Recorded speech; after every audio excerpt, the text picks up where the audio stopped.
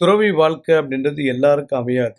வாழ்க்கையே வெறுத்து போயிட்டு குடும்பத்தில் இருக்கக்கூடிய யாருமே அன்பு செலுத்தாததுனால வீட்டை விட்டு வர்றவங்க நிறைய பேர் உண்டு. மனஸ்தாபத்தால் பிரிகிறவங்களும் உண்டு. சிவனுடைய அருள் இல்லைன்னா ஒருத்தர் வீட்டை விட்டு வெளியில் வர்றதுக்கு வாய்ப்பே இல்லை. இத்தனை மக்கள் இருக்காங்க திருவண்ணாமலையில். கிட்டத்தட்ட 2000 சாதுக்கள் இருக்காங்களாம். இவர்களுக்கு இறைவன் டெய்லியும் படி அளக்கிறார். எந்த என்டர்டெயின்மெண்ட்டும் இல்லாத சாதுக்களும் உண்டு. எல்லா பொழுதுபோக்கு செல்ஃபோன் எல்லாம் வச்சுருக்கிற சாதுக்களும் உண்டு. இன்னும் சில பேர் பார்த்திங்கன்னா ஒரு நாள் ஓட்டுறதே ரொம்ப கஷ்டம். ஃபேனு லைட்டு எதுவுமே கிடையாது. பிளாட்பார வாழ்க்கை. சிவனையே நினச்சி படுத்துட்டு இருப்பாங்க. இப்படி சந்நியாச வாழ்க்கை போகிறது பெரிய ஒரு கொடுமை. இருந்தாலும் சில மக்களுக்கு அது ரொம்ப பிடிச்சிருக்குது. நிறைய சாதுக்களுக்கு கரன்சி தானம் பண்ணிங்கன்னா அவ்வளோ புண்ணியன்றாங்க திருவண்ணாமலையில்.